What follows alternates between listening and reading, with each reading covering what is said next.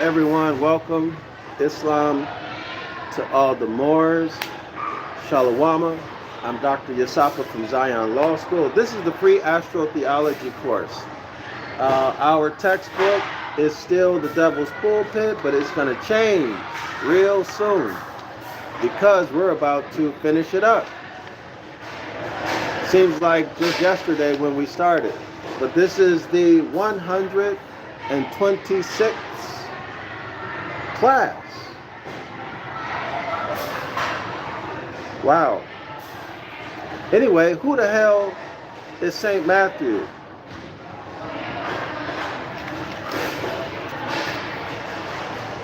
And we discussed why that is such an important question.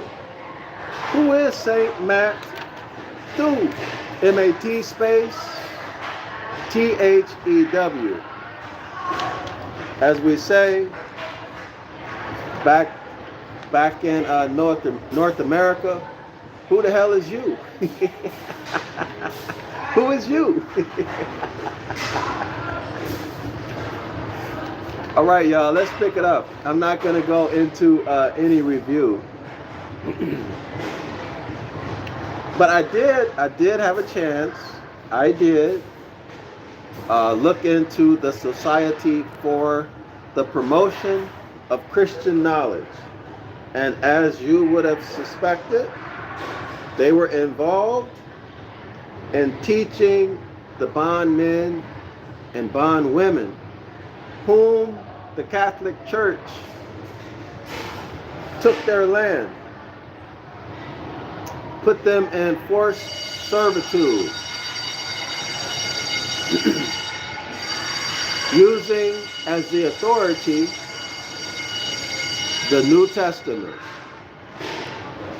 The Pope claiming to be the vicar or representative of Christ while he's on earth, charged with managing the trust, managing the estate of all land, which means all wealth, and all wombs, including the womb of the autochthonous Moors and also the hybrids. Okay, the various type of hybrids. Of course, after that came the doctrine of discovery, unum sanctum, the doctrine of discovery, and everything else. The Siskiyou Trust system, their fiat system, everything gets its authority from the New Testament, which is ripe with fraud. So this Society for the Promotion of Christian Knowledge was a war tactic, a re-education program. Let me say it again. Ooh, I'm getting towed up by these mosquitoes. It was a re-education program because our ancestors, as few as a couple hundred years ago, you know, y'all, this Vietnamese or Chinese style furniture is absolutely gorgeous. I'm gonna show it to y'all. I lost my thought. So it was a re-education program. Christianity, religion is a re-education program. Our ancestors knew, they knew, it's obvious to me and many others, that there is no death. The physical body expires. Yes, the energy, the power pack runs out. But your consciousness doesn't go away. Right? Energy cannot be created or destroyed according to the laws of thermodynamics. It can only be what? Transformed. So we transform. The consciousness remains. We simply transform. So we are eternal. Our ancestors knew this. Now let me ask you this question. If you knew that if your physical body expires, Would you be afraid to die? No. Would you be afraid to defend yourself or to execute judgment?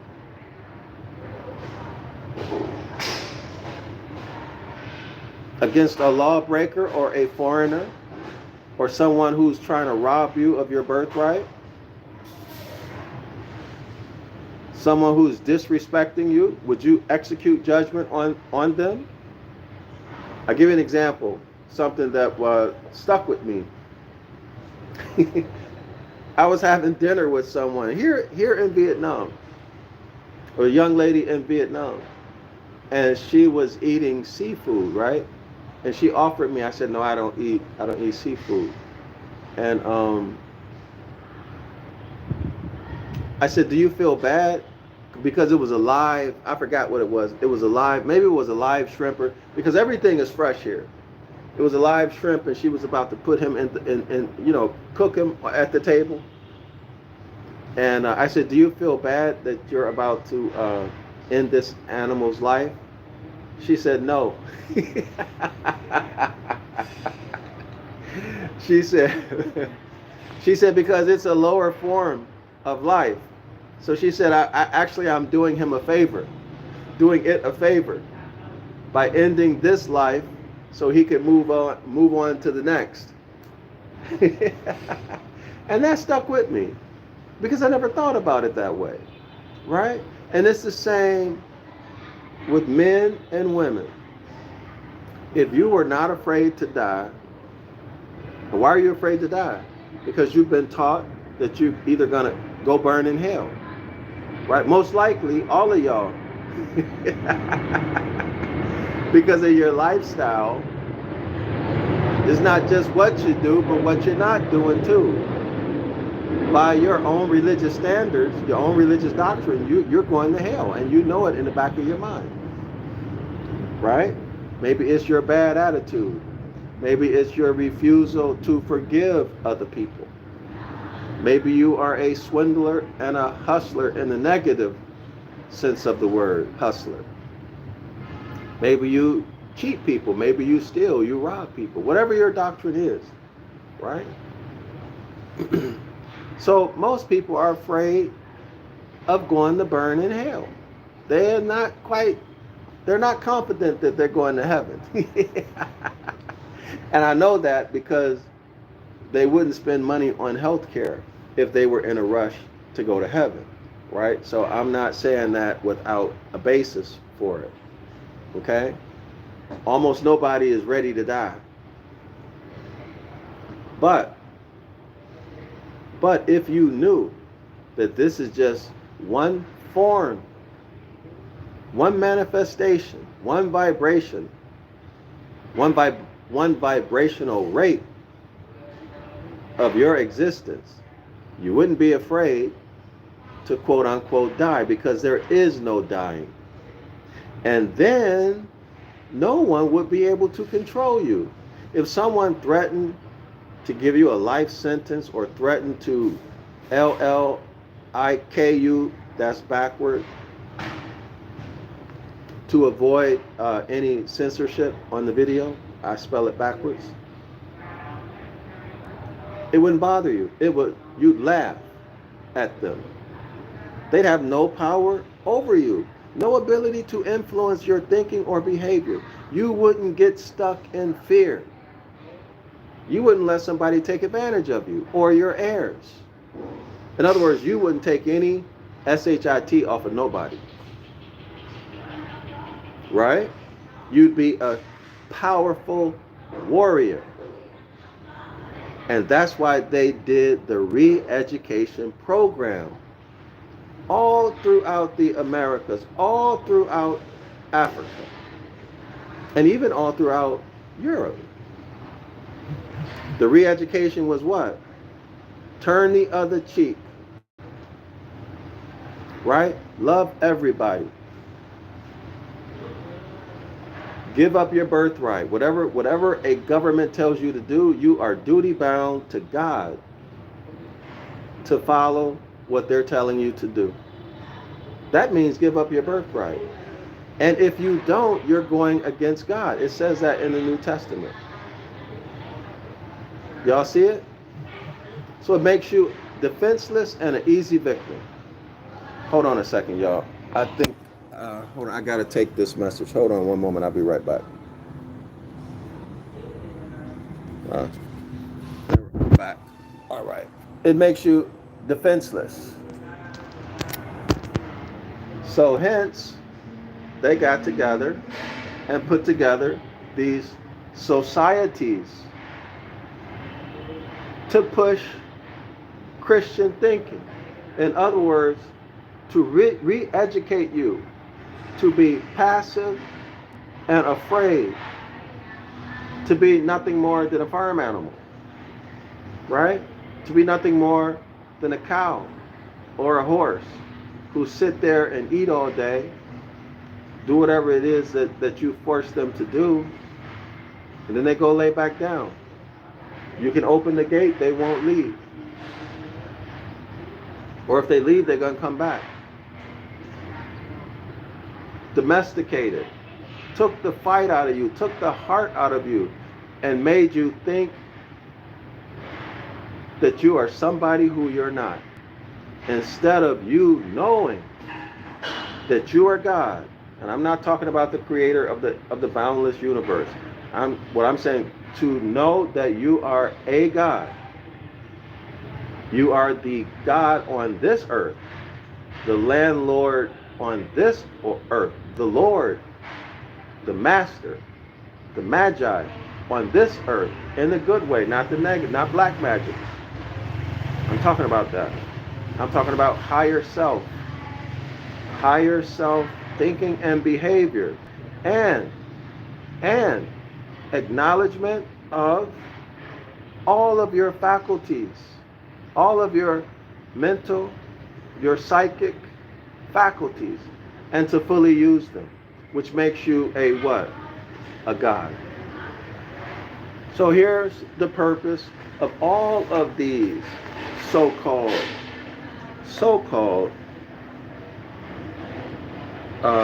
what do they call it when they go to a place, they send their preachers, I can't remember the name of it.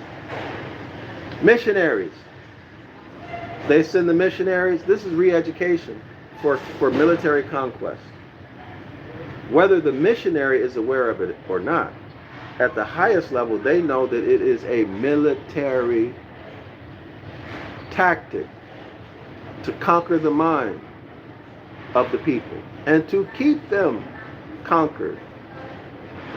In other words, to maintain their power. All right? And that's what the Society for the Promotion of Christian Knowledge is. And that's what they all are. So wake up.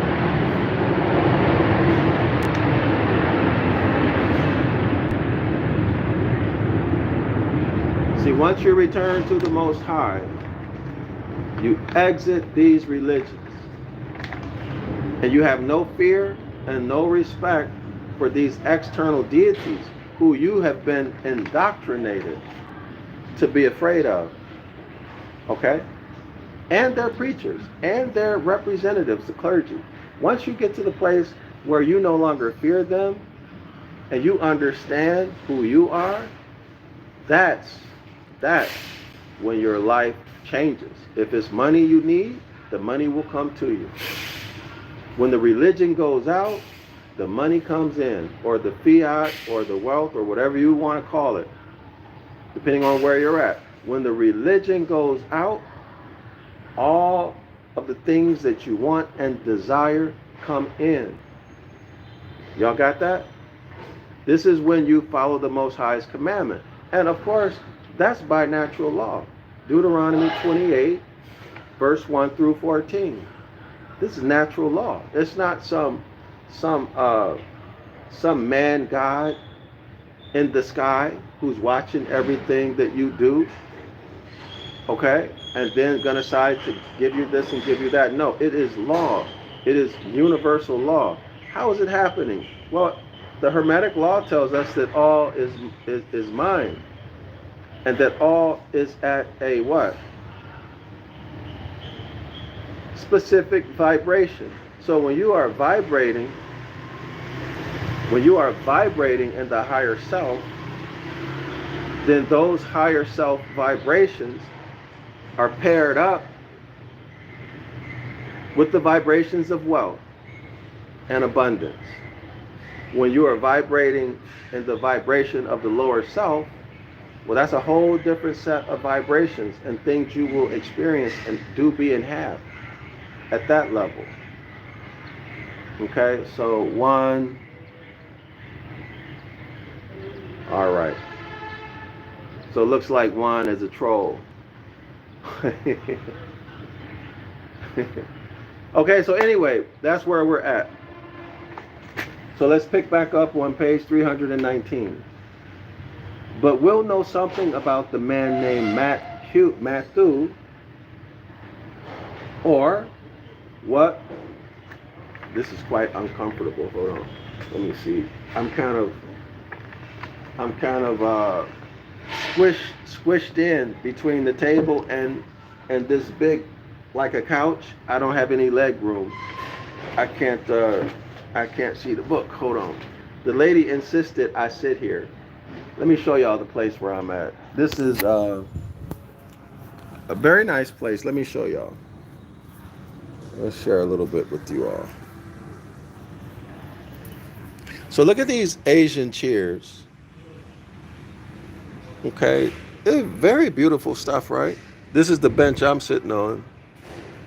And then, can I have one more? One more? Nằm xuống đây là nghỉ, nằm đây là nghỉ. Nằm xuống đây là nghỉ. I don't know. Nằm xuống đại đây nghỉ. Oh, I'm comfortable. It's okay. It's okay. It's okay. Can I have one more? Muỗng á, cái muỗng á hả? Cái muỗng đằng cạo á hả? Yes. Cạo cái. Yes, one more. Để coi cái bổ ra không? Yeah. Yes. Bổ ra nha, bổ ra lấy cái muỗng cạo. Okay. Okay, thanks. Nằm đây nghỉ đi. It's okay? Dạ. Okay. Gama. Dạ cho. So this is one of the places I'm teaching at. So this is where I usually have lunch, but they got construction going on. Vietnam is a very beautiful place. Notice this tree, y'all. It looks like a bunch of vines, but I don't know what kind of tree it is. But do y'all see it? Isn't that interesting? Take a look. See how it grows? But anyway, this is one of the places where I teach. It's a beautiful place. This is an international school. So anyway, this is the furniture I was talking about. She was asking me if I want to sit on the cushion, and I told her no. But every time I come here, she's very kind to me. So anyway, y'all, this is this place, and it's quite nice. That's their swimming pool. I think they have 2 swimming pools back there. And, this is what it is. So that dress right there, you see the lady? That's traditional Vietnamese dress, but I forgot the name of it. That's their traditional clothing. Okay, great. Thank you. Yes. So I'm going to show you guys. Can you? Okay, thanks. Okay, thanks. Okay, y'all see this? So this is uh-oh. Dang, I messed up. Shoot. Oh well. So this is the inside of the coconut. Y'all see the white flesh right there? This is where virgin coconut oil is from. right here. So you can heat it or press it and get the virgin coconut oil out of it. And y'all know virgin coconut oil is extremely healthy for you, right? So I drank coconut water. They call it coconut water, coconut juice. That's what I had to drink, and I have a black coffee there, but they don't have honey. But anyway, let's get back to the lesson. Let's get back to class, rather. So I just wanted to share a little bit about my life here.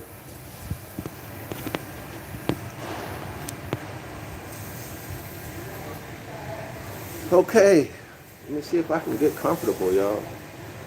It's so tight. Shoot. Okay, so let's see. All right. But we'll know something about the man named Matthew, or what we'll do as well. We'll know the reason why we know nothing about him. Now that's probably even a better question than who he is, right?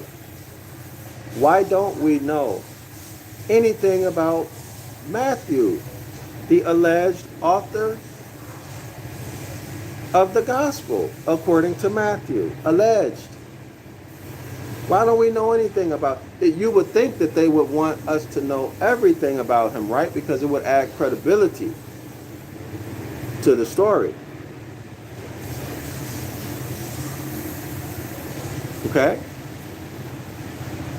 So let the slaves of the priestcraft, the gudgeons, those are fish, flatfish, and blind eels, that they catch in the gospel net. In other words, let the fools, and I was one of those fools caught in that gospel net for 3.5 decades, about 3.5 decades. So I'm not laughing at you, I'm laughing at myself, because I can laugh about it now. But I'm telling you now, it wasn't no fun then. It was not any fun then. Okay, so let one of the slaves of the priestcraft, their members, that they catch in the gospel net. JC said he was a fisher of men, and he was going to teach them how to fish. And you're the fish. You're the cold fish. Fish are dumb. Right? Fish are dumb. You're the dumb, cold fish. And every month, what do? They reach in your mouth and pull out a drachma coin, a tithe. All right? So let the slaves, notice he says slaves, not the free man, let the slaves of the priestcraft, that they catch in the gospel net. See, the gospel is a trap. The gospel is a trap that they catch in the gospel net, swim down the ditch of faith into the cesspool of insanity. Absolutely right. Absolutely right. People lose their mind as a result of religion. Early on, the worst is early onset schizophrenia. All other kinds of mental illnesses that religious people, particularly Christians, the religious organization I was involved in, I found out that they had like three times more mental illness. I forgot what the cases were, but than the general population. But I understand why, because all the pressure that they are under. I think they were 3 times more likely to be admitted into the psych ward, and perhaps 2 times more likely to become schizophrenic. I don't remember. It's been a while since I looked at it. Okay, that's with these, especially the very strict religions and the cults. right? Because you're always worrying about your life. Did you sin against the Holy Spirit and all of that nonsense?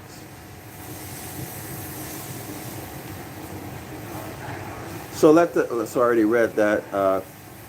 But here we shall blaspheme and be rational. Here we shall blaspheme and be rational. Y'all know what he's talking about? We're going to ask questions that the religious people say you ought not to ask. And if you ask them, they will say you're blaspheming. But the author is saying we're going to ask, we are going to ask those questions. Because we ain't scared. There ain't nothing to be scared of. They're just using blaspheming and that they have the power to forgive you or not to forgive you. They're using that to scare you to death and control you. So that you will do what? Stop thinking and just accept. In other words, have faith and believe. Okay? Have faith and believe instead of knowing. He continues, we must know something about the man named Matthew. We must know all. See, all is 100%, not 99%, not 99.9%. We must know all about him. Why? What's the first gospel of the New Testament? And it's the gospel that got everybody all messed up in the head.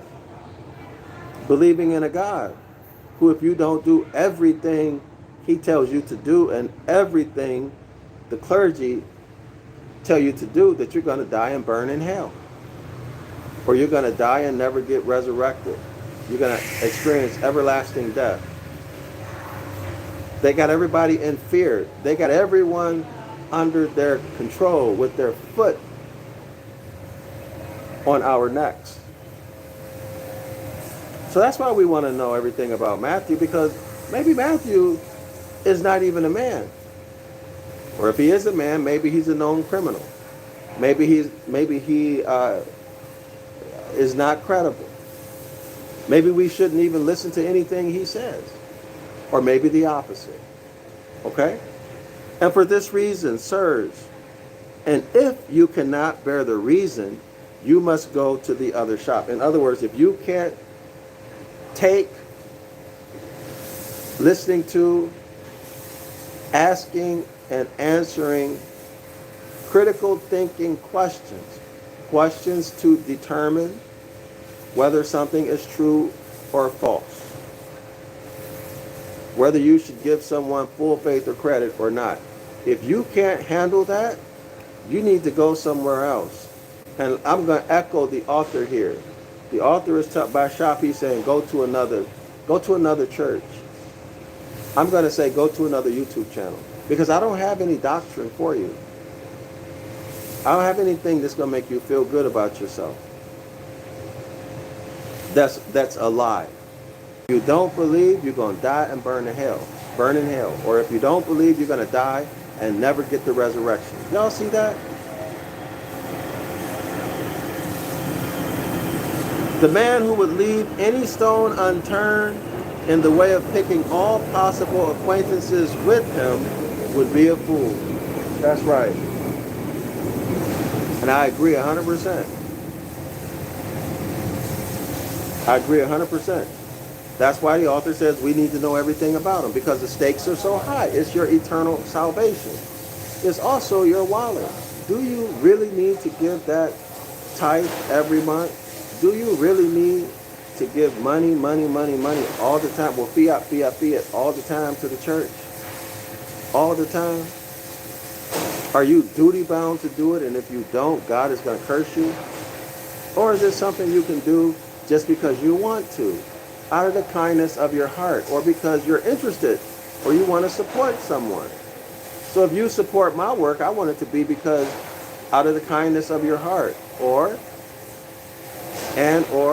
because you want to support my work, right? Or you just appreciate me, not just, but Actually, that's more important to me, actually. I'd rather be appreciated. Or you just appreciate me, right? Y'all see the work, the effort? So y'all see me going through this book.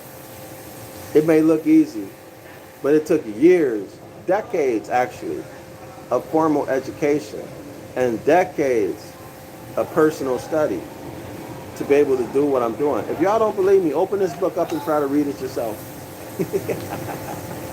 Most people cannot. Most people cannot. Let alone the discipline that it takes to do it. And I'm not talking about discipline just sitting down and reading through it. There's more to it than that, because what you don't know, you need to go find out. That takes discipline. All right? So let's see, where are we? Okay, next paragraph.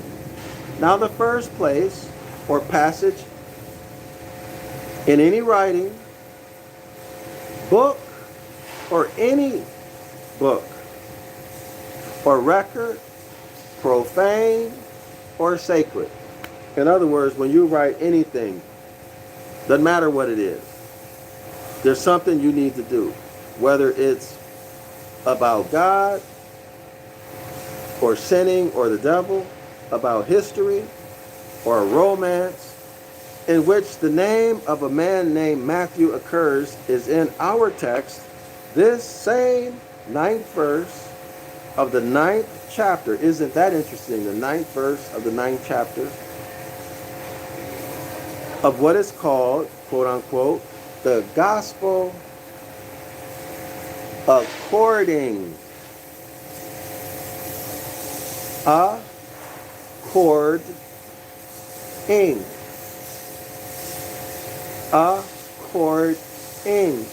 According to St. Matthew.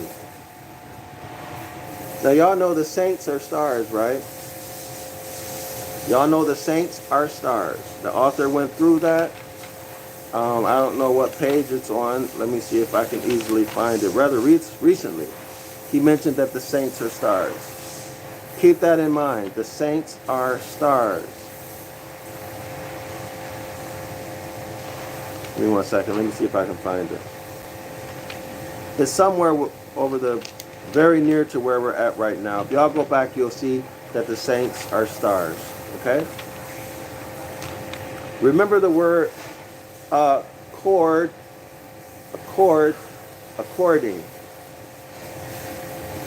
And here occurs in the accusative case, this is grammar, Matt, he shows the Hebrew word, the Greek word, governed by the verb, it's in Greek, in English, which means he saw. And in conjunction with the noun, under the same grammatical government, the same grammatical rules, which is translated, a man. That word, so translated, attracting its participle adjectives. And then he gives the Greek word, which is sitting. In English, sitting. That is, or which means, or which has been translated rather, a man sitting. And he shows another Greek word, which means named. N-A-M-E-D.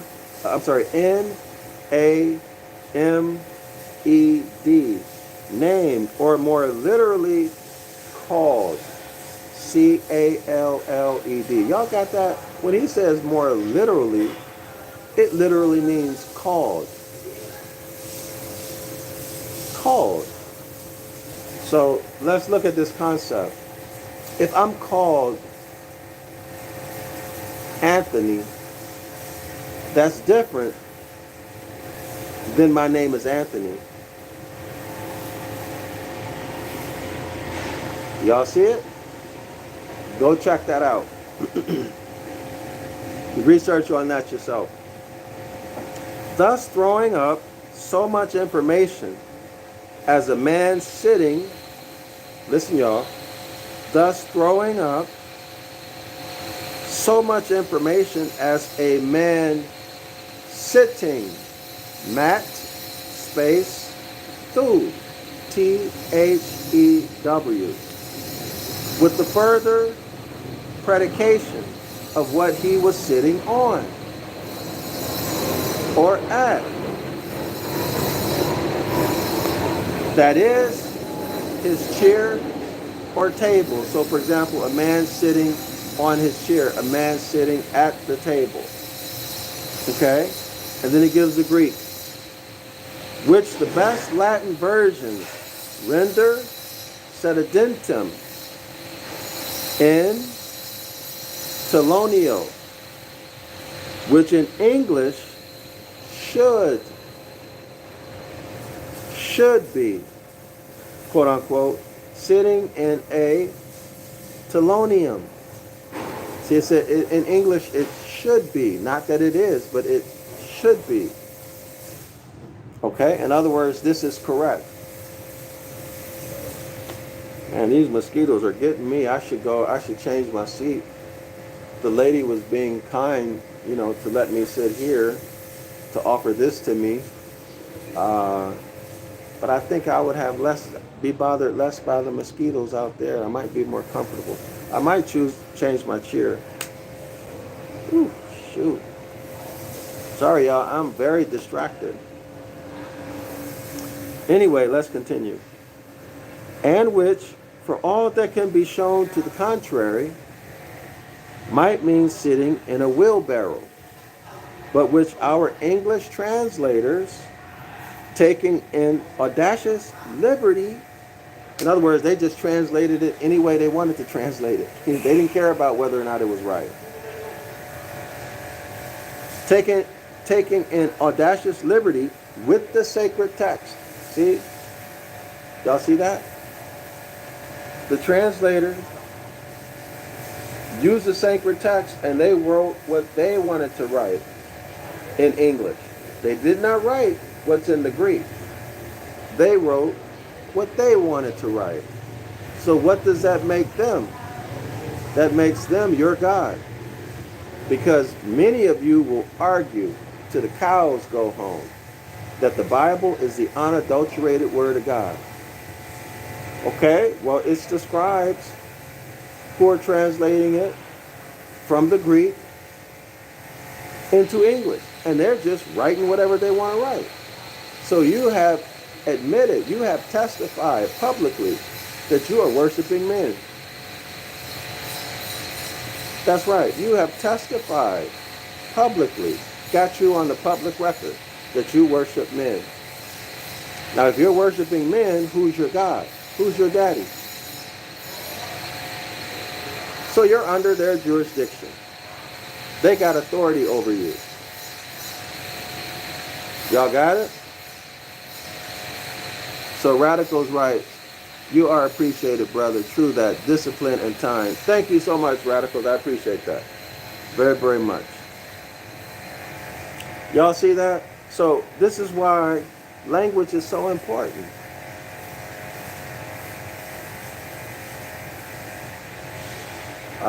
D. Rick Murray writes, God looks at the heart.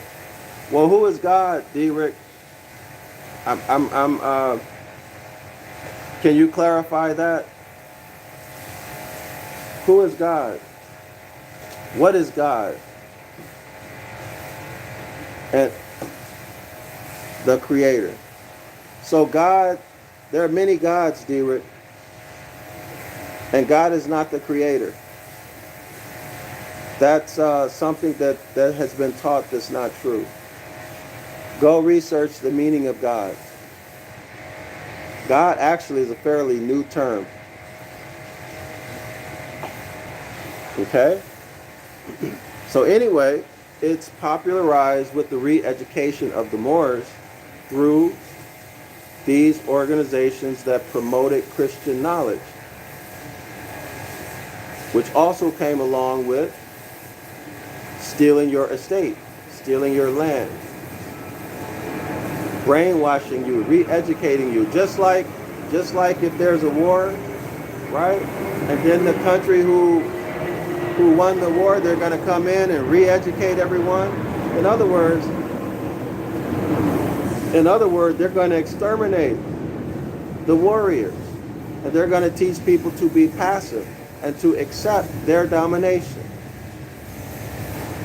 All right? And this notion of a God comes from that.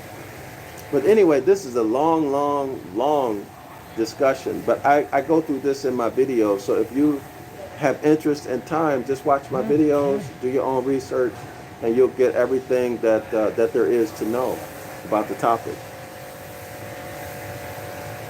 So let's keep going. So these Bible writers, they just write whatever they want to write. And you, the audience, the Christians, you don't know any better. They're certainly not going to tell you. Okay? Now it continues. Why won't they tell you? Because it's a hustle. That's why they're not going to tell you.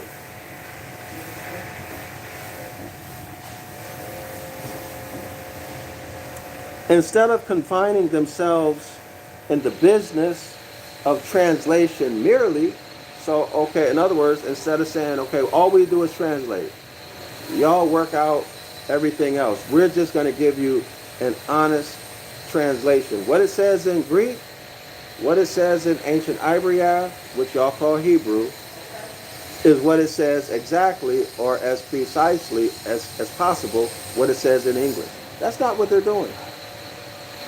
This is what the author is talking about. Instead of confining themselves to the business of translation merely, they have presumed to interpret the text for us. Now, if they're going to interpret it for us, they're going to write their beliefs.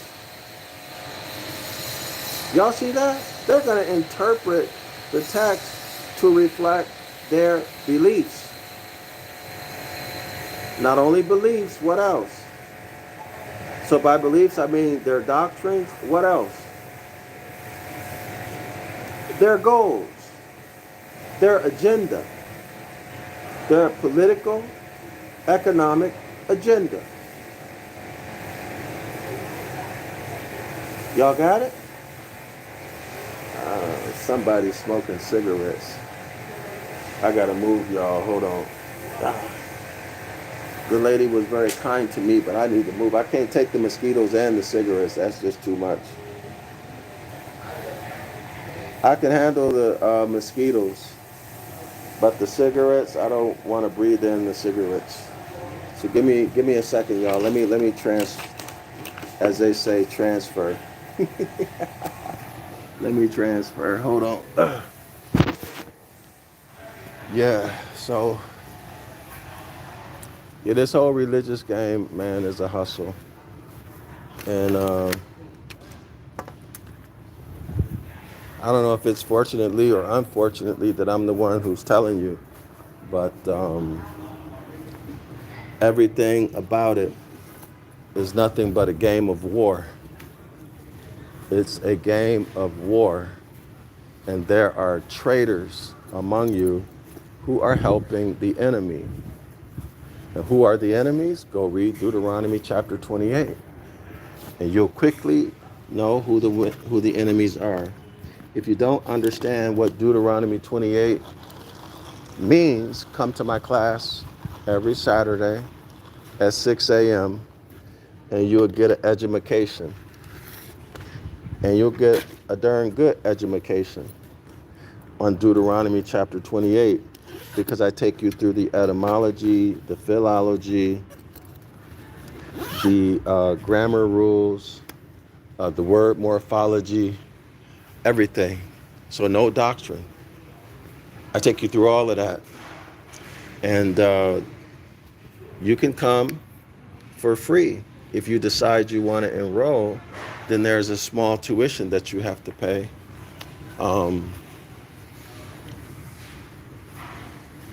But that's what I do to help people break this spell.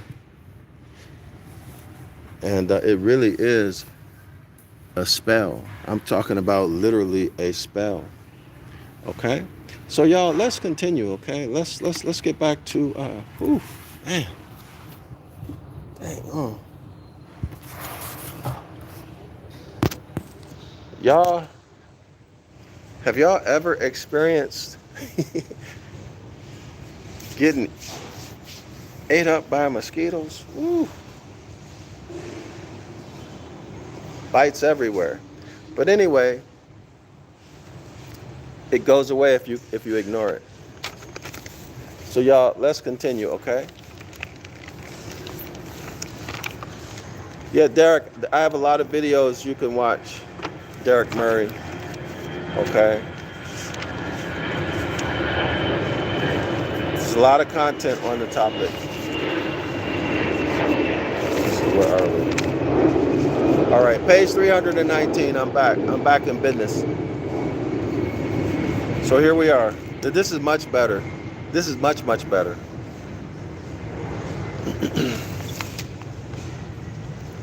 Instead of confining themselves to the business of translation merely, okay, these scribes have presumed to interpret for us, which they had no right to do.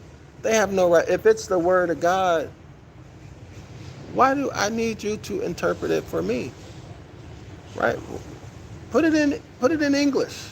Save me the work of having to learn Ancient Ibaryath or having to learn Greek.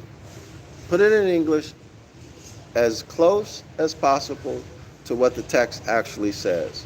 And I'll be the one to interpret it. I'll be the one to interpret it. Y'all hear me? They have added, listen y'all, they have added to the text the gloss of their own impudence. He's telling you Jeremiah 8 verse 8. Right? The scribes have written lies into the book of the law. Okay? And converted it into what? A book of ceremony. Oh, come on. Yeah. Let me show. Look, so am I?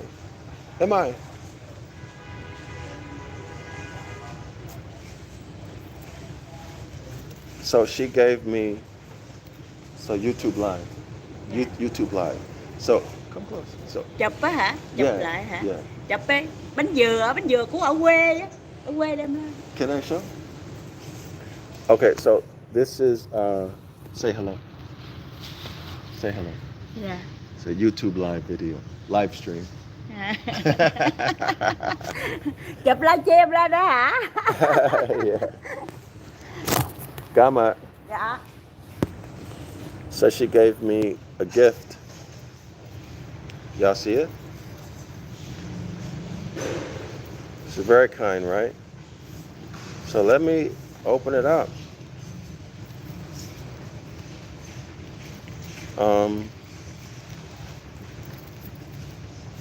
Have y'all ever seen things like this? I hope you don't feel some kind of way because I'm interrupting the class to do this. Thanks.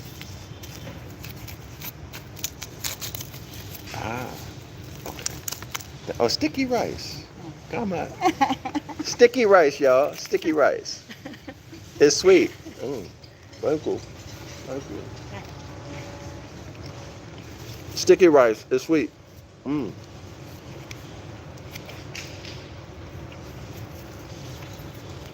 But this is my life, and so I share some parts of it with you. It's delicious. Wait.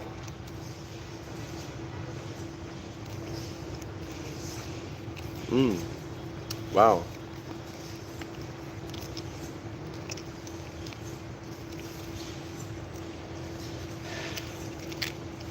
So some people here are very, very kind. And I noticed that when I left Vietnam, I missed it. I left Vietnam and then ultimately came back because I missed it. I missed the food, the variety of restaurants, that they have here in Saigon, the availability of fresh fruit and you can get fruit and vegetables. You walk outside on any corner, you'll see people selling fresh fruit and vegetable.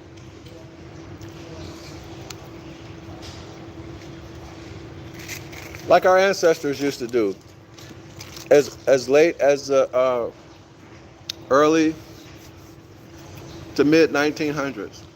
But then they took all that commerce away. Radical's right. That was a very nice gesture. I see why you like Vietnam so much, brother. Namaste. Absolutely. Absolutely.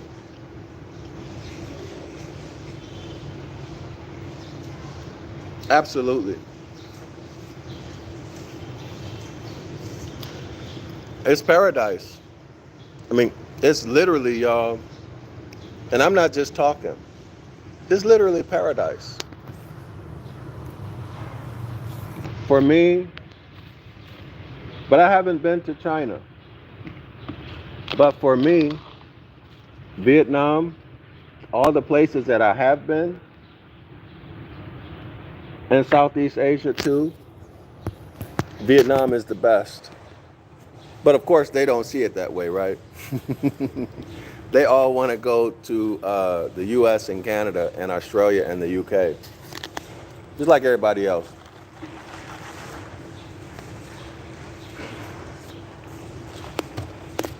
And the Vietnamese people in Vietnam, they don't, you know how the stereotypical Vietnamese in the US, the personality, it's not true. The people here are not like that. Most of the people I found to be extremely hospitable. But what happens when they come over to corporate U.S. jurisdiction? That's something else. It doesn't reflect the way the people here in Vietnam really are. Okay? They're good people. All right, page 220. So Jeremiah 8, verse 8. Thank you so much. Dẹp này nha, dẹp. Delicious. Để. So, y'all see she brought me some fruit just now. I think this is jackfruit. Y'all see that? See, it's completely what they do to people. I don't know what kind of conversations they have to people when they go into the through immigration or that naturalization process or whatever it is that they do. I have no idea what they do to spoil people's view of us to the extent that it goes down the way it goes down. Y'all hear me? But this is the type of Vietnamese people that I have experienced. They're all been always very polite to me. You know? And it tastes very good.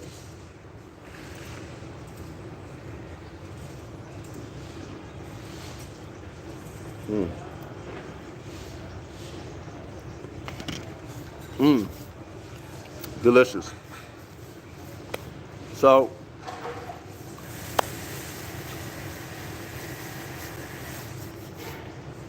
on page 219, the last paragraph, the last part of the sentence, going over to page 320, the author is telling us exactly what Jeremiah 8:8 said.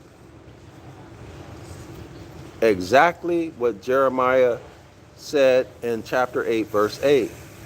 The scribes wrote lies into the scripture. Thank you. They wrote lies. Dây này lọt, lọt dây này. Okay. Ăn. Okay. Này. She preparing the fruit for me. Đó, ăn cái muối vậy nè, ăn mấy muối này nè, nè. Oh, okay. Okay, thank you. She prepared a fruit for me, show me how to eat it. So like this one, y'all see Nè, this one? lọc cái muối này nè, cái muối nè, muối. Okay. À. Let me see. So y'all see? So with the skin out. Come up, man. Come up. So y'all see? With the skin out. She took it off for me. Women in Vietnam, they do that. They prepare your food for you.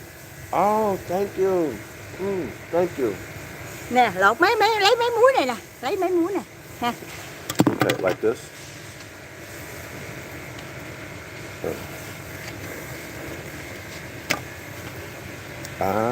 Okay. So y'all see, she giving me the food. This is normal.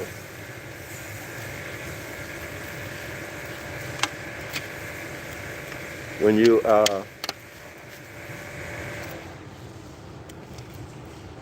eat with Vietnamese, the women will feed you. Like she doing now.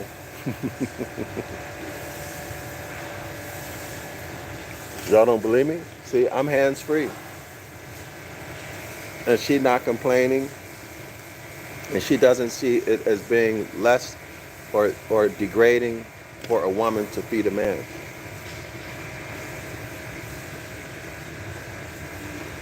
So how could you not like being here? Come on. Thank you. So she prepared all of it for me. See that? Can y'all see? I didn't do it. She did it. But almost all the women will do that. You don't even know them. You know? So, so what can I say? Radicals, what do you think about that? What's your thoughts about that? About the BTS says I'm from Korea. There's a lot of Koreans here in Vietnam.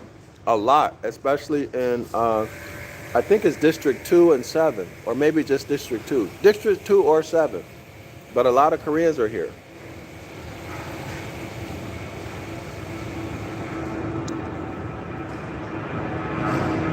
BTS writes hi. Hi. Khalib writes hi. Hello.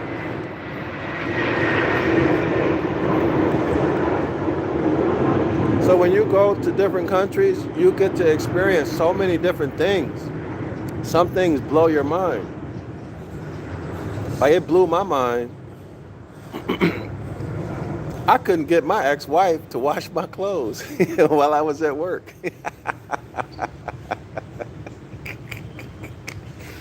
I couldn't get her to do anything.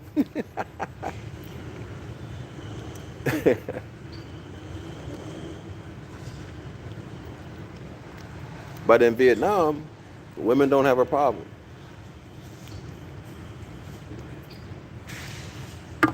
Also, some of the Eastern European countries, women cook for you, and to show you, I know this from experience, also in Philippines, they'll cook for you and wash your clothes by hand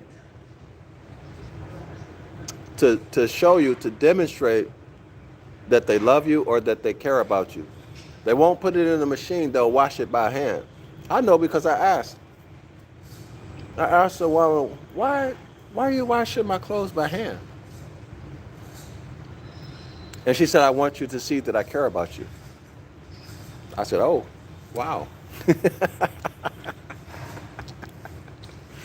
But those are traditional values. Yeah, wash your clothes by hand. You know? Wash your clothes by hand. And then, and I said, wow, this is very powerful, because when I see her washing my clothes by hand, I would feel bad. You know, I would feel bad, and in turn, I felt like I owe her more. Y'all know what I mean? This was in Poland. In Poland. Yeah, that was in Poland. That was before I went to Philippines.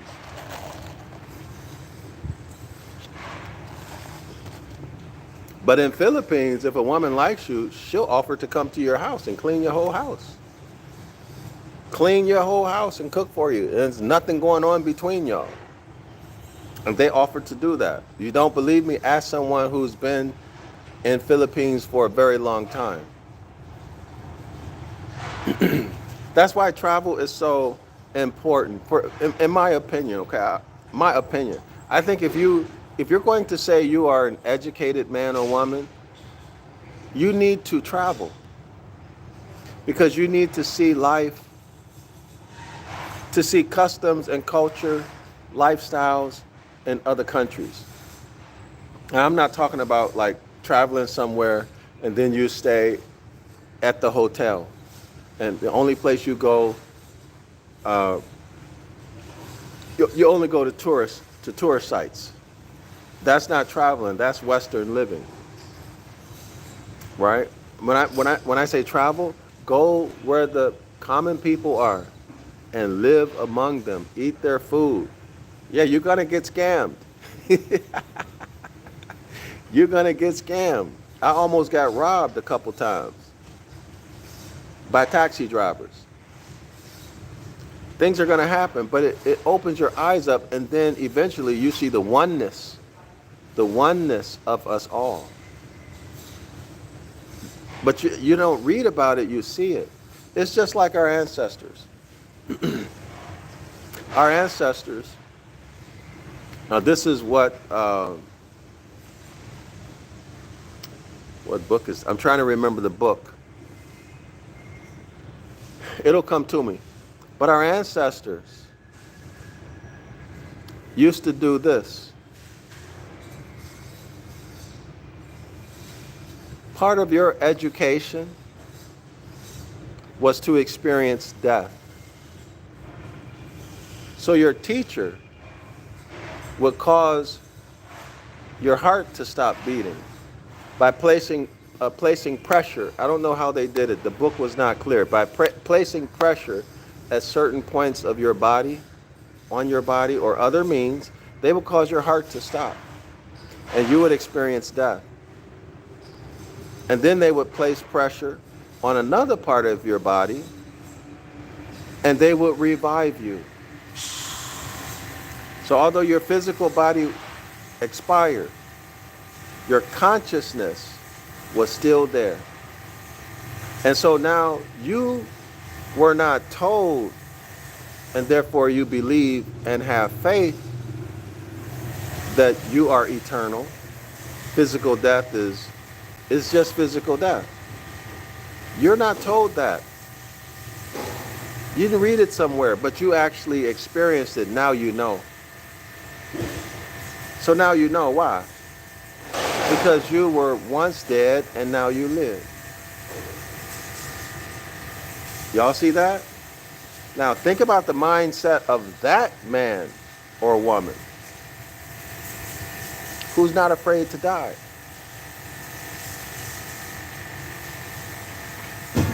That's going to be a fierce warrior. Okay? That one you need to re-educate. You need to re-educate those people. You need to promote Christian knowledge. Make them forget that. Make sure nobody knows that. Make sure that they become fearful of death, obsessed with the fear of dying, which is the exact opposite of what our heritage is, which is the exact opposite of what an educated man knows about himself and others. So now, if you have to execute divine judgment on someone, you know you're in some ways helping them. because they get to go off into the next. It's not finished. It's not done for them. They're not going to go burn in hell. Y'all see how that changes the perspective? If someone tells you, threatens you, if you don't do ABC, they're going to exterminate you. Well, now that ain't so scary. Maybe you're going to laugh at them. Maybe you would say, hey, you know what? I could use a fresh start. But that was the mentality of our ancient foremothers and forefathers. We are eternal. We are the gods.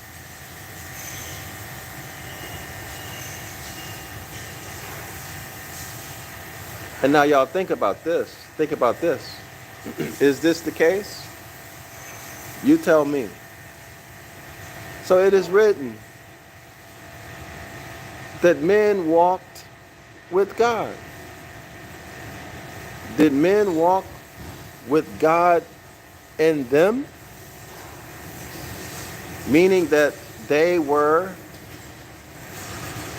living, doing, being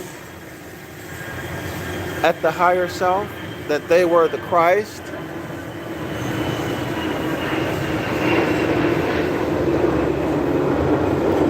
And as the Christ, they were receiving all of the material wealth that comes along with the law. This is Deuteronomy 28, 1 through 14, the natural law, vibration, right? And that because they were in the higher self, they were the Christ, they were fully utilizing all of the faculties of their mind. So yes, God was walking with man. Because what? It's the God in me, the Christ in me, and the God in you, the Christ in you.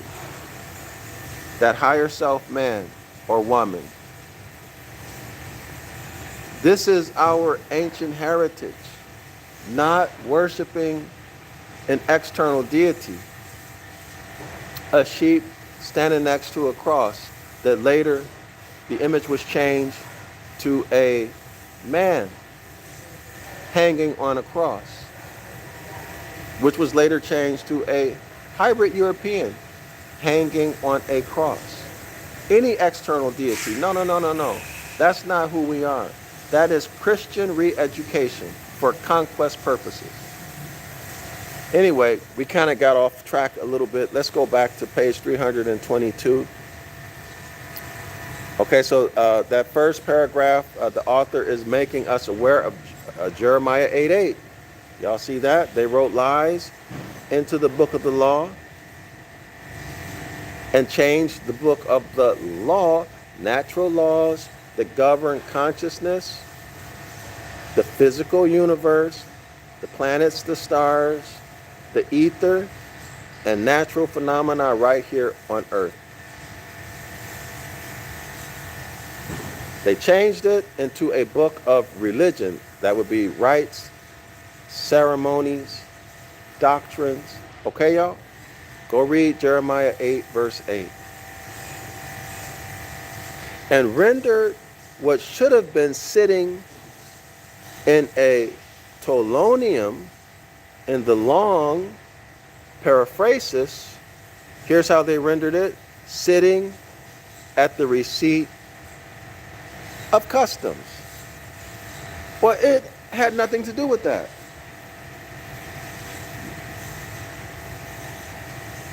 The text literally says sitting in a telonium, sitting in a chair or sitting at a table. Y'all remember that? Go back to page 329. You'll get the literal meaning of the text. But these scribes translated this verse as sitting at the receipt of customs. The variation may seem but trifling to uncritical.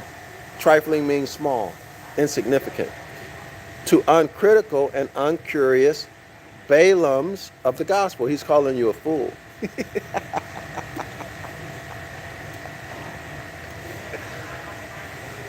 To the uncritical, what does it mean, uncritical?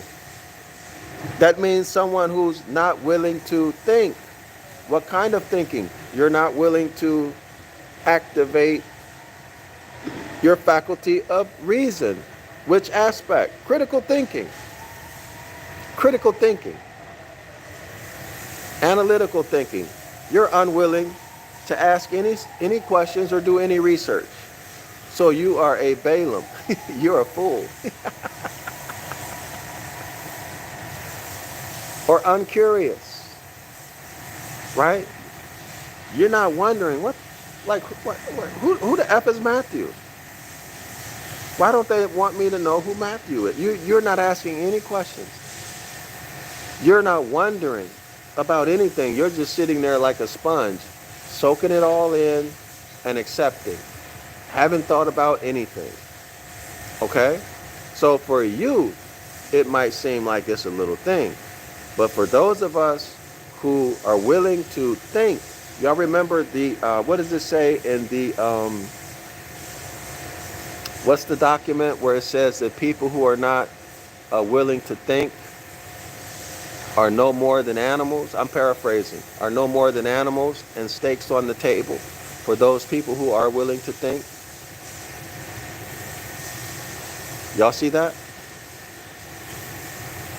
Okay, so if you're unwilling to ask questions, to use your critical thinking mind, according to the author, you are a Balaam of the gospel that can swallow anything. You'll believe anything. You'll just soak it right up. Won't ask not nan questions. But to us who would not handle the word of God deceitfully. Let me say that again. But to us who would not handle the word of God deceitfully, and I sincerely hold this to be the word of God. It makes no less difference than that of turning it into a word of the devil. Y'all see that? In other words, he's going to tell the truth. Whatever's written in the original language, he's going to write it as exactly as possible in the English. Be it good or bad.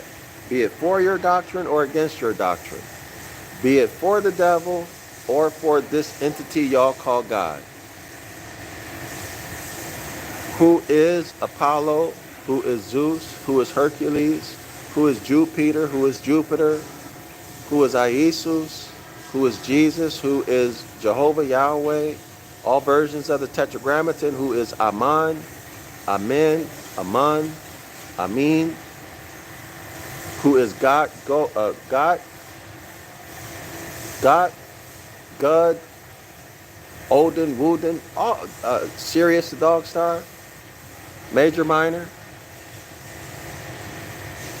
a verb transitive, good with one of the O's deleted, God is good,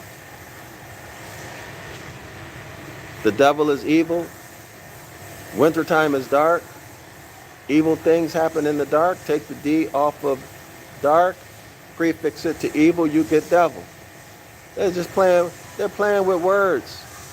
They're taking natural phenomena and playing with words, personifying them or anthropomorphizing them, and teaching you that these are real entities and that they're out to get you. Yeah, even God is out to get you. If he see you making one mistake, if you say one thing against the Holy Spirit, you're doomed forever and ever. Forever and ever. All of this is to scare you. Control you through fear. The devil's out to get you. The devil walks around like a roaring lion seeking to devour someone.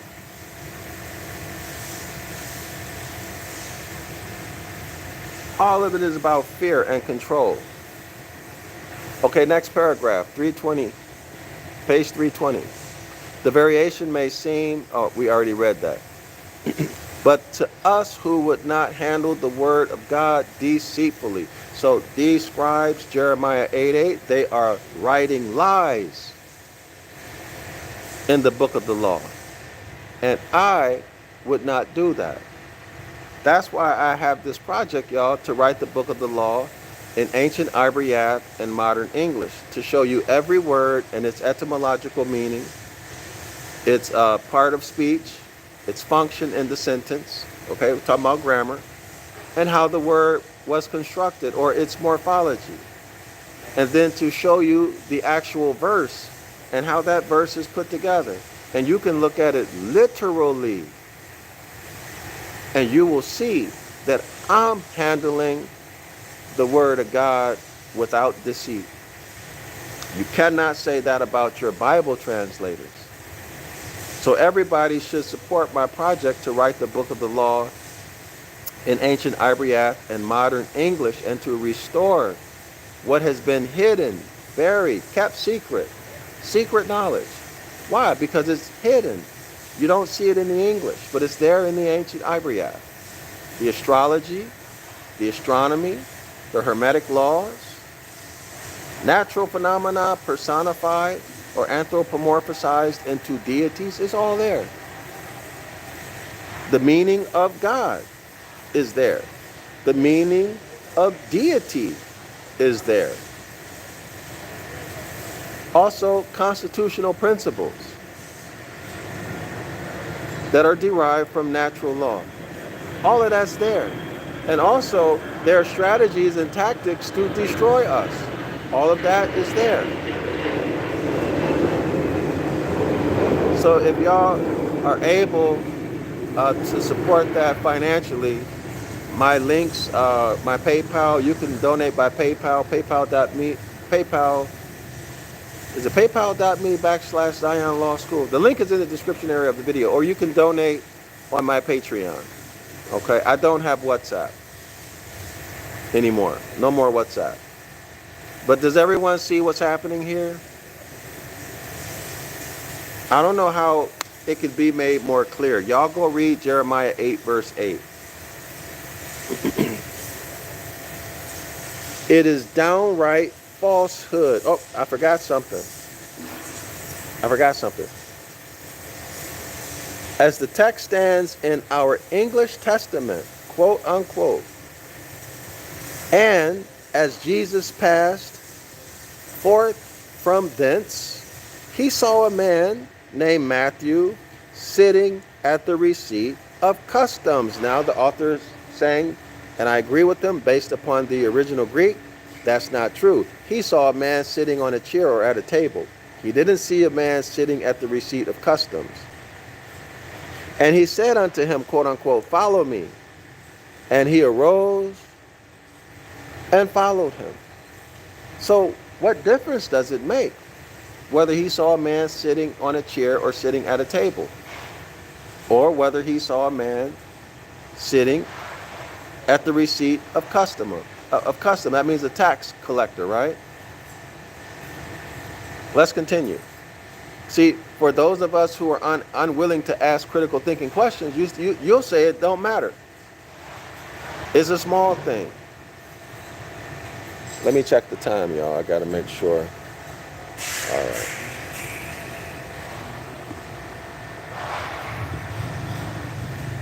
All right. Okay. So now the author continues, page 320.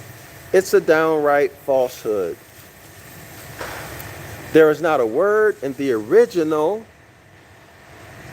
to signify that Matthew was in receipt of anything.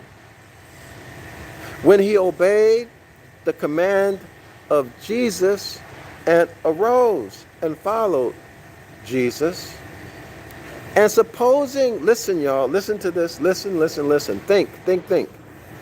And supposing Matthew to have been a Jew. Now y'all know Jew is a religion. Hold on.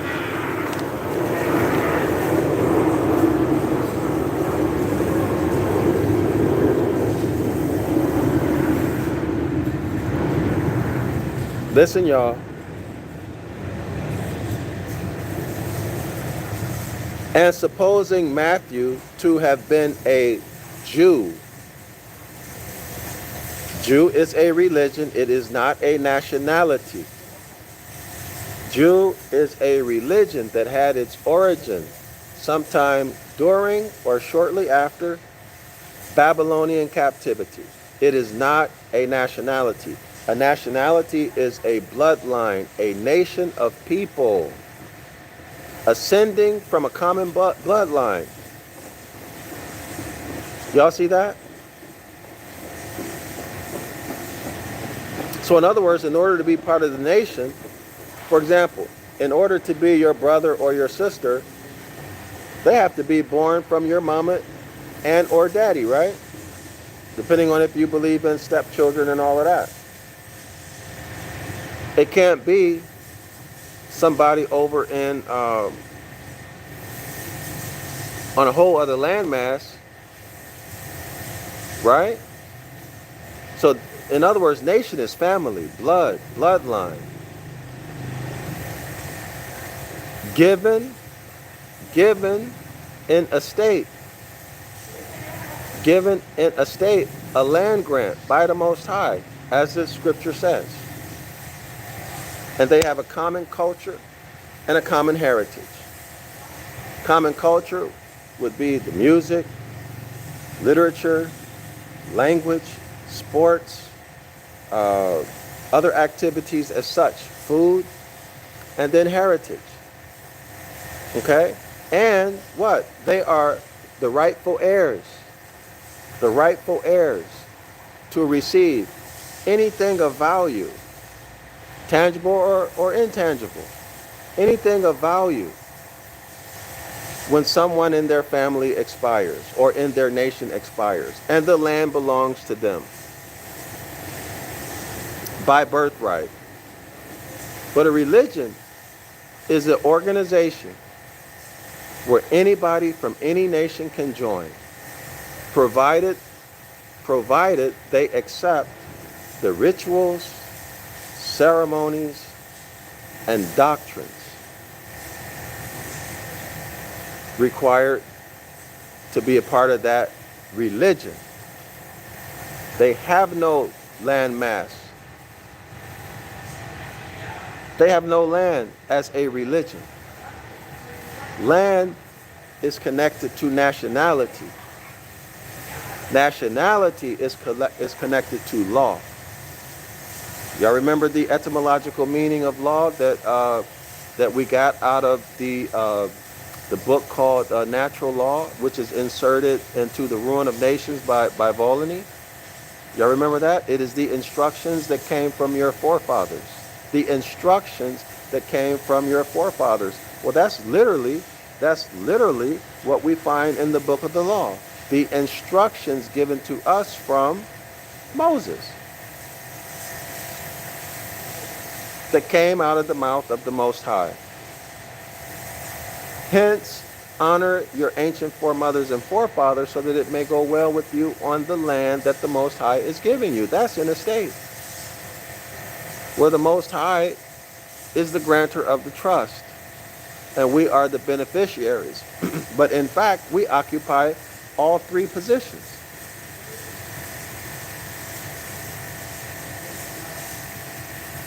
In natural law, in common law. So let me take a look at this comment.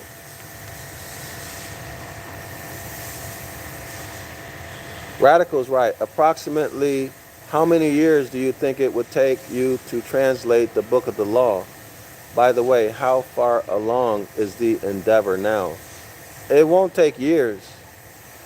It might take a couple of years. Hold on. Ruin. Let me hold on a second, Radical. I'll be right back. Let me look through the rest of these.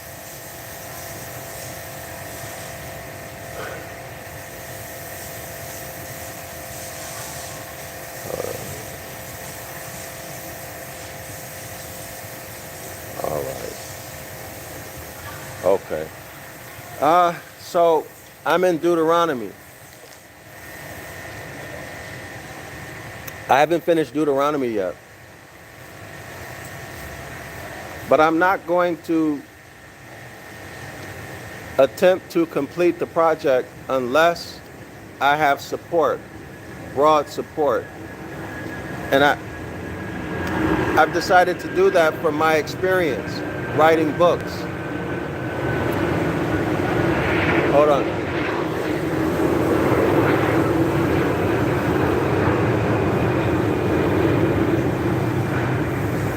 So unless I have broad support, I cannot do it because it takes too much time and effort to do it. If the people don't want it, they don't want it. So in order for me to do it, I'm going to have to adjust my entire life to do it. So I won't be able to work, not like I'm working now, in order to do it. I need to be at home and then doing the translation. It's a full-time job. Okay? It's a full-time job. Y'all go to go to Bible Hub and look at all the Bible translations that there are. Well, let me simplify it for you. Go to NIV. That's a very popular Bible these days. NIV. Go to NIV. Google search, not Google search, but go to the button in the menu and read about their translation team. Translation team. And they're not starting from scratch. Their translation team, they work together just to do edits. So what I'm going to do is from scratch. I don't know how long it's going to take, but it won't take more than a couple years, if even that, maybe 2, 3, 4 years. I don't know. I really don't know. It depends on, you know how when you do something, you don't know what you're going to find? Life is like a box of chocolates. You never know what you're going to get. I don't know what I'm going to find when I start going into it. Like there's a lot, for example, there's a lot of stuff, even in Genesis chapter 1, that I didn't cover in the video that I did, the critical analysis of Genesis chapter 1 and chapter 2. There's a lot of stuff there I didn't cover. So the issue becomes, how do I present all of this information? How much time is it going to take me to format and map that out? One thing I want to do is to get other people to offer their opinion in terms of their version of the translation of a particular word or verse. So right now, there's a pastor Richardson Kelly. So I know he teaches Ancient Ibaryath, but he's one who I would invite to put in a footnote, or however we format it. I have no idea. However I'm going to format it, so that there are alternative views on how to look at a word, how to look at a verse, how to look at the grammar and the rendering of the word or the phrase. Y'all hear me? So there's a lot to go in it. I just don't know what's going to happen. But I won't do it unless I have broad support for it. Otherwise, I'll complete it. I have to eat soy sauce and rice and suffer. And people I'm responsible for will have to suffer. And I'm just not willing to do that. Not at this point in my life. I need to have support for it. Radicals writes, that's what I imagine, a complete dedication. Anyone assisting you? No. Nobody's assisting me. Very few people are even interested. And this is the shocking thing. This is the shocking thing. We hear the blacks, the Christians, the Hebrew Israelites, and even the Moors, many of which are just blacks and Christians and Muslims. But we hear the game they talk, right? But none of them, or very few of them, are willing to work with anybody else. to cooperate. Back in the 90s, back in the mid-90s, I read a book called Co-Opetition. It was the mid-90s, Co-Opetition. But that book, it was a business book, and it was all about cooperating with competitors to create a market. And I'm not saying we are competitors. I'm saying that's their frame of mind. Niggas, competing, right? But destructive competition, not co-opetition, but destructive. Piracy type of competition. Y'all hear what I'm saying? So even if a person sees someone else as being competition, common sense, if you have a good sense of self, which they don't have because they don't have a nationality, or they're still stuck in religion. So their masculine mental energy, y'all remember we talked about that, the Hermetic law of gender? Their masculine mental energy is weak. So their oppressor is still laying cuckoo eggs in their brain, in their subconscious mind. Y'all remember we talked about that? And they're still hatching new cuckoo eggs. And those old cuckoo eggs are still there. Thoughts, nigga thoughts and behaviors. And ain't nothing you can do with them. And they won't support. Now I'm just speaking from my own experience. They don't support. In fact, they're more prone to try to disgrace you or turn people away, even lying.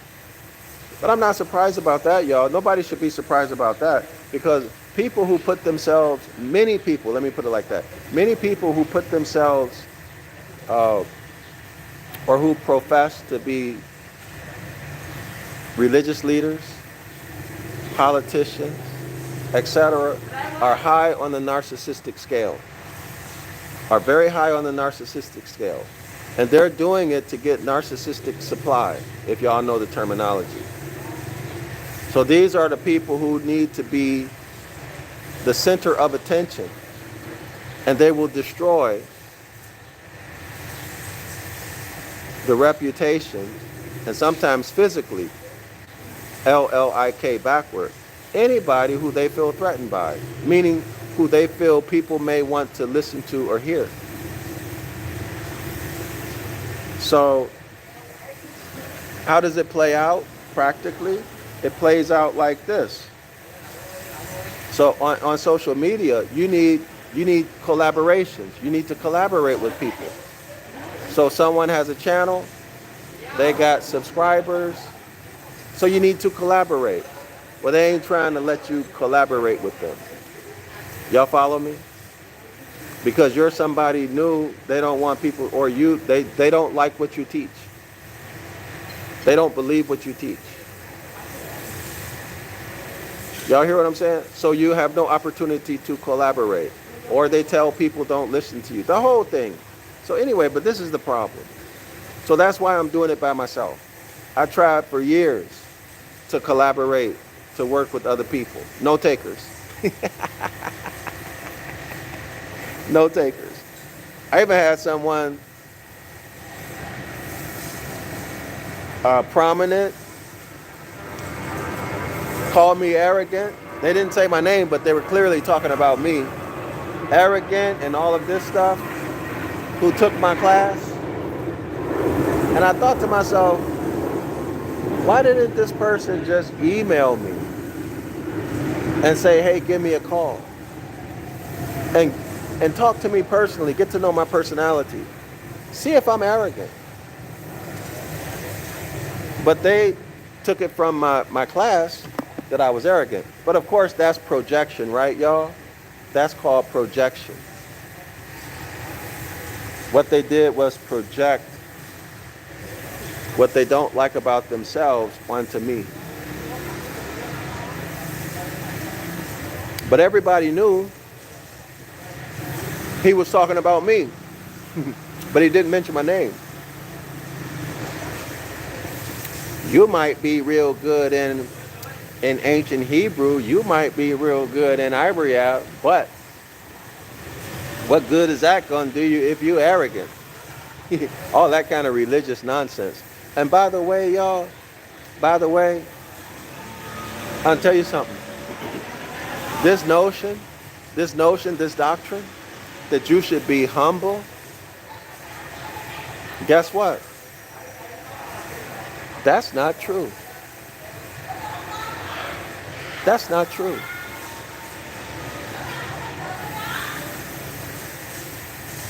You should be yourself. And you should be confident. There's a difference between confident and cocky. There's a difference between confident and arrogant. I'm not walking into a room with my head held down. I'm not going to hold my head down or shut my mouth because I don't want to offend him or her just by me talking. No. You should be confident. You should walk tall, walk with your head standing up, even if you don't feel confident. You should give the appearance of supreme confidence. Why? Because you know who you are. And if somebody else feels threatened by your confidence, well, they have a personality problem, not you. Not you. Confidence is a beautiful thing. Confidence is a very beautiful thing. Being confident that you know what you are talking about is a beautiful thing.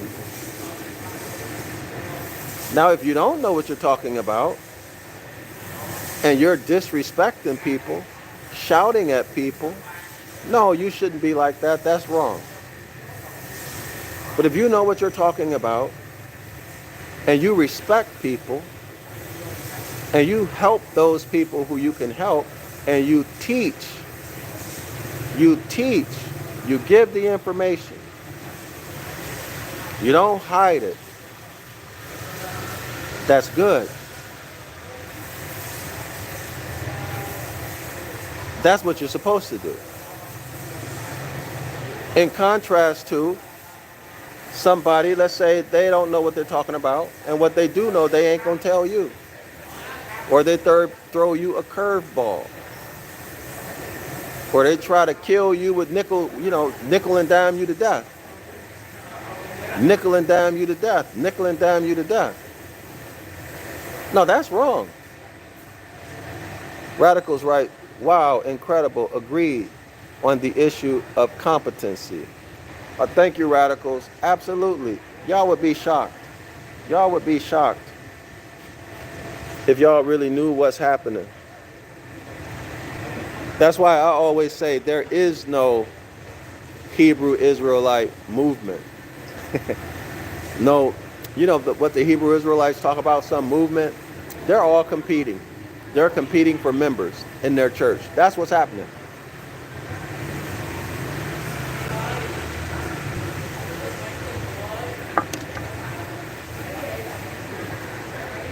They don't work together, won't work together. Everything is about getting new members in their church. They're selling Christianity in a different package. That's all. Or they're selling Judaism in a different package.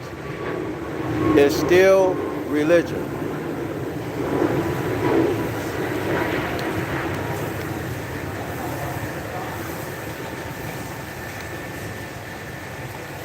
But like the author said, the Reverend Robert Taylor, the author of The Devil's Pulpit, he said, I am the only true preacher of the gospel in this whole priest-ridden metropolis. And what he meant is this: I'm the only one teaching people the truth about what these what these documents literally say. I'm the only one who's telling you the truth, showing you the science, the etymology, the grammar rules, the philology, the astronomy, the astrology, the natural phenomena, and the history and secular history, that when you put all of this stuff together, it's screaming at you, worship of the stars. It's screaming at you. Christianity took text from many different sources, primarily Zoroastrianism, Hinduism, etc. Also, Judaism, the religion. We're talking religion. Even symbols.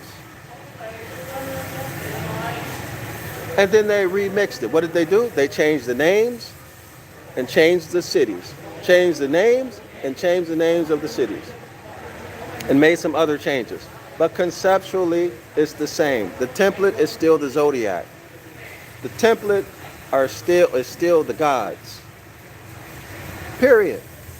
And once you know this, and you teach it, and show it, then you become the true preacher of the Gospels. The true Christian. Huh? The true Christian. And I agree with the author. And that's what I'm doing.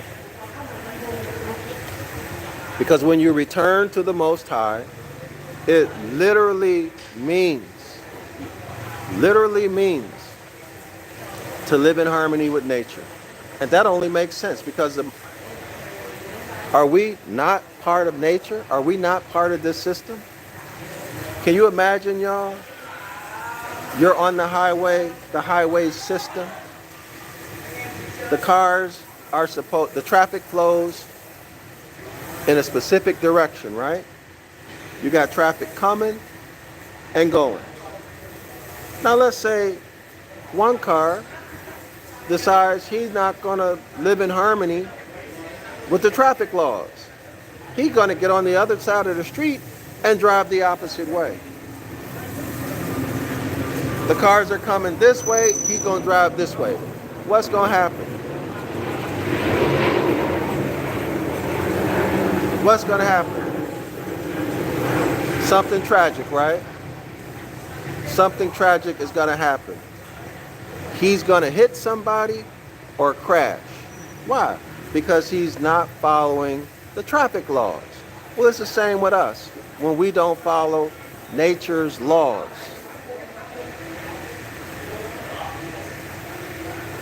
In terms of consciousness and man, relating to man, which in law is commerce, the natural law is do no harm. Don't harm anybody, including yourself. That's the 10 Commandments, which is really not 10.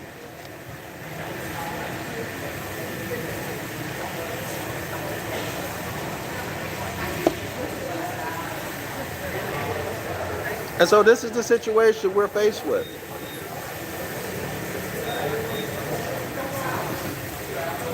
To return to the Most High means to not harm anyone, including yourself, and to live in harmony with nature. How do we live in harmony with nature? Look up in the sky, and you'll see the holy city in the sky. And if you pay attention, the movement, let me rephrase that. Pay attention. Activate your faculty of mind that recognizes patterns. Pattern recognition. Pattern recognition. And by the way, you're looking at yourself. Okay? What you'll find is that the planets and the stars move in a specific position for each time of the year. And for each time of the year, the perspective is North America. There are what? 4 seasons. There are stars. As a matter of fact, let me see if I can show y'all. I'm jumping ahead of myself, but this is also in this chapter. There are stars. There are stars that provide a signal, a sign as to which season is coming. And the fact is that Matthew, Mark, Luke, and John are the 4 seasons. Okay, y'all? The solstitial line and then the equinoctial points. Matthew, Mark, Luke, and John. Summer, spring, summer, winter, and fall. With the stars that signal the beginning, the end of one season and the beginning of another. Or stated differently, the beginning of a new season. And in each season, you must live in harmony with that time of the year. For example, in the spring, you need to do what? In the spring, you need to cultivate. Spring and summer. In the fall, you need to do what? Harvest. But whatever a man sows, that he shall also reap. So if you didn't pay attention to the stars, and you didn't know the springtime was coming, or you're just lazy and you didn't do anything, guess what? In August and September, you're not going to have a harvest. So in summer, what do you need to do? In the fall, what do you need to do? Well, you better be making some wine. Why? Because you're going to need something to drink. And wine has alcohol. So it can sit there for 2, 3, 4, 5, 6 months. And you can turn around and drink it because there's no bacteria that's going to grow in that alcohol. Y'all see what I mean? So at each time of the year, there's things that you need to do. And then there's also what? The earth gives its bounty. So now you can take the bounty, the harvest, and you can make the things that you need. Personally, you can make stuff and you can barter it or sell it. Commerce, trade. When should you plant mushrooms? When should you plant a particular type of mushroom and where? Y'all know what I'm talking about? Farmers' almanacs. Before, y'all see what has happened to the food supply since corporations have been in control of the food supply. Y'all see what happened? It used to be a time where men and women all had farmers' almanacs. And you govern your day, your year, based off that farmer's almanac, which is based off of what? The position of the stars in heaven.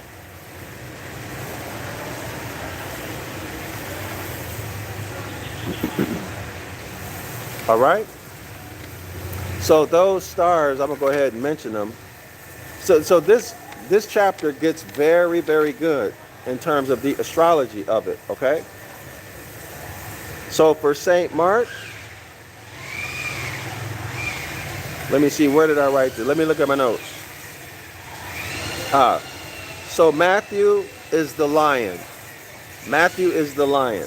These also, y'all, are those four beasts in Revelation. Matthew is the lion. Mark is Aquarius, the water bearer. Luke is the bull or Taurus. And John is Scorpio. And then the stars, the signal, the beginning of these seasons. For Matthew, Regulus. For Mark, it is, hold on. Which one is it for Mark? Hold on. Formal. And then for Luke, it is, give me 1 second. Uh, Aldebaran. For Luke it's Aldebaran. And for John, it is Antares. Okay, but the book goes deep, deep, deep, deep, deep into it. And I can't wait until we get there. Matthew, Mark, Luke, and John, 4 Gospels, 4 seasons of the year. Live your life by what? By the stars. The celestial bodies that are there for times and seasons.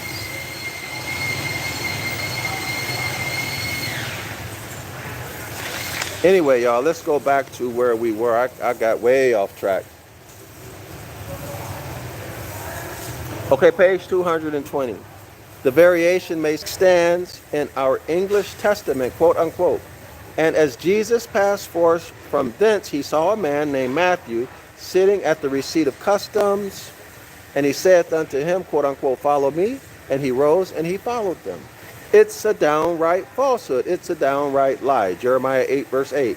There is not a word in the original text to signify that Matthew was in receipt of anything.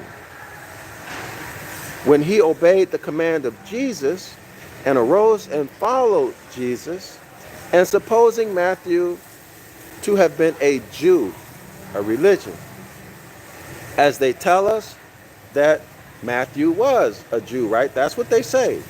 It is an attempt to palm on us a greater miracle than the resurrection of Christ himself. Well, what is this greater miracle that they're trying to finesse you into believing? That they're trying to palm you into believing? For whoever heard of a Jew who would leave his business at the call of either God or man? Now, Jew ain't gonna do that. Greedy, right? That's what he's saying, greedy. When there was anything to be received. In other words, the Jew, this is 1831, the Jew in 1831, and of course, y'all, when he says Jew, he's talking about Moors. Not hybrids, Moors. Moors who took on the religion Judaism. Renegade, dirty Moors. Well, not all of them, because some of them may not have known. So I don't want to speak in absolute terms. Okay? But y'all see the point? Greedy. They're not going to leave their business because God said, follow me. This is the author's point. Right? So he's being, I guess, sarcastic based upon their negative relationship, reputation about being greedy. Okay? Being willing to exterminate someone for some coins. If a Jew, this is a religious Jew, not a bloodline man or woman of the house of Yasharallah, the autochthonous Moors. If a Jew had ever obeyed the call of Jesus, we may be sure it must have been because he was not at the receipt of custom. Y'all got that? If Matthew did do it, you can be sure he wasn't sitting at some table collecting money. He was not in any place collecting money. Otherwise, he would have ignored Jesus. This is what the author is saying. And because no better customer than Jesus was likely to call at his shop. That's right. So he may as well go because Jesus is the best customer. And ain't nobody else buying.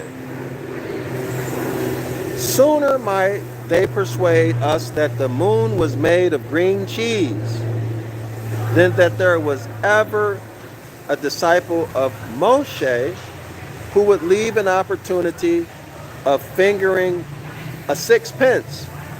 There was never a Jew who would leave the opportunity to get some gold coins, some gold or silver coins, for a sack full of Christian salvation. Well, ain't that the truth?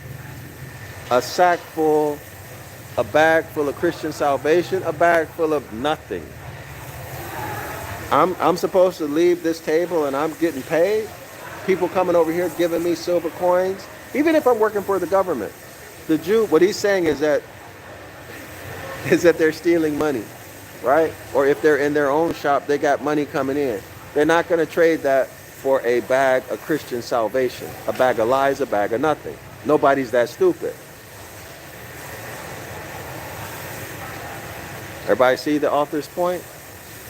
Radicals right, Hebrew Israelite egotism. Absolutely. But not only egotism, insincerity. Insincerity.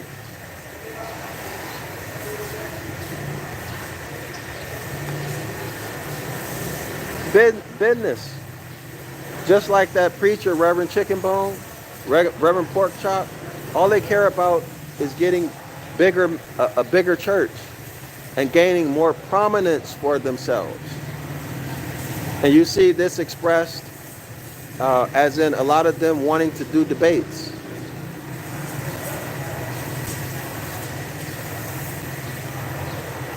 In other words, expose, tear each other down instead of cooperate and build each other up. Who cares if you don't believe what I believe? It don't matter. We're all in a sinking boat. We're all in the same nation. So you believe what you believe, I believe what I believe, and let's work together. Let's cooperate. But of course, Christian values don't promote cooperation. Christian values promote isolation and conformity.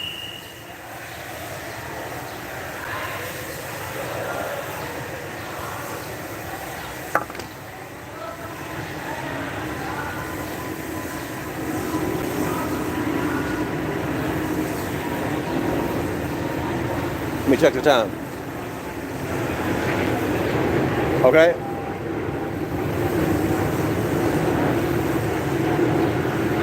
Besides the derivative meaning given by Christian interpreters, Christian scribes who translated the New Testament, the derivative meaning given by Christian scribes, Christian interpreters of the name Matthew signifies, listen y'all, signifies or means given. Matthew means given or a reward. Matthew means given or a reward, according to the Christian scribes. Which, if it signifies anything, should signify that the man named Matthew would do anything but what he would take care to be rewarded for. In other words, Matthew would do anything for some gold or silver. Y'all met people like that? People who would do anything for $1? Stab their mama in the back, stab their best friend, their brother in the back for $1? Unprincipled men, traitors against their own nation. We see a lot of them, don't we? So again, Matthew means given. Given a bribe or given a reward. This is the way the author is framing what the name Matthew means. Given a bribe, given a reward. And if the telonium meant the place, as the scribes, as the translators tell us, in which Matthew sat as a custom house officer appointed under government to receive the customs and charges of freightage and of cockboats. That's the taxes, y'all, right? The taxes from those different sources that sailed on the Galilean puddle. That is Matthew's leaving his master's employment. Matthew leaving the employment of the government and betraying his trust.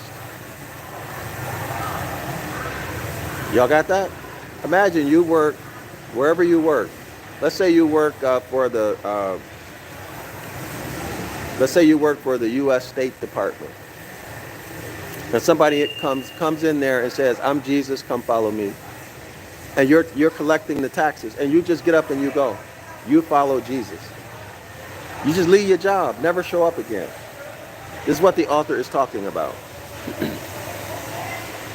Leaving his master's employment and betraying his trust. You betrayed the trust that your employer put in you to collect that tax.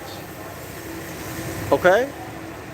At the bidding of the first thief that bid him to do so, only shows what an unprincipled scoundrel the man called Matthew must have been. Now, I don't know about y'all, but I agree with him. I agree with him. You've accepted a position and you leave. You don't give 30-day notice. You don't do anything. No 30-day notice. No letter of resignation. The company doesn't have an opportunity to find someone else to replace you on the job. You wreak havoc in the company because now they got to scramble. Whoever is responsible for replacing you or your co-workers, now they got to work extra hours. Now they got to be stressed out to try to find somebody responsible to hire who's not going to come in and destroy the company, who's not going to be a risk, who's going to be they got to go through that whole process, and it's going to cost money, and they don't have time to do it. So you betray the trust. You're unprincipled. Okay? And should make us rather wish that such a villain might be found to be no relation to the gentleman who wrote the gospel according to St. Matthew.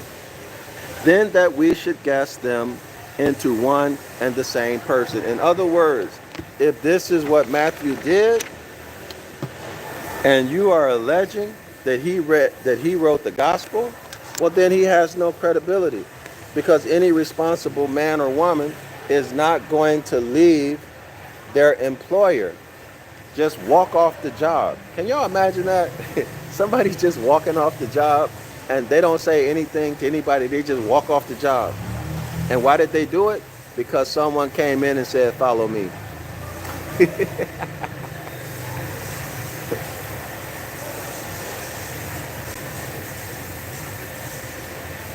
But anyway, I hope everybody sees the author's point. But don't get mad, y'all. I'm looking at this practically, from a practical standpoint, okay? That's all I'm doing, looking at it from a practical standpoint.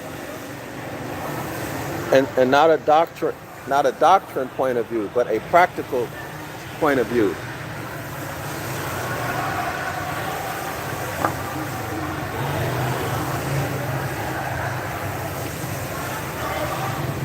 So the author is saying that if this is the same person who wrote the gospel, well, he's irresponsible, he's unprincipled, so that takes away significantly from his credibility.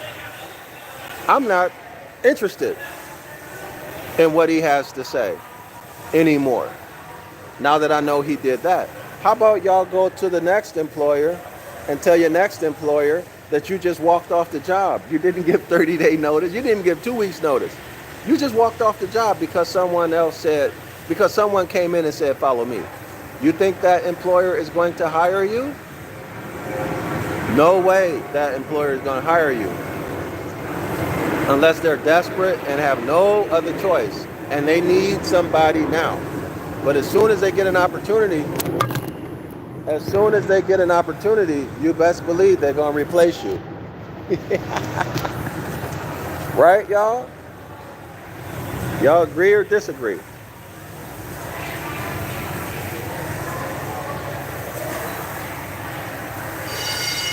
But anyway, I warned y'all that this chapter may make some people angry. Some people may undergo cognitive dissonance. Because, and we haven't even got started with the meat and potatoes. We're just about to knock on the door. We're just about to knock on the door. Wait until we get to the part about the Son of Man. Wait until we get to the part about the Son of Man. Wait until we go more into the etymological meaning of the word Matthew. By the way, y'all, this takes us right back to Egypt. Takes us right back to Thoth. And from Thoth, Theos, the supreme Greek deity, Thoth being the chief or supreme god of the Egyptians. Theos being the supreme god of the Greeks.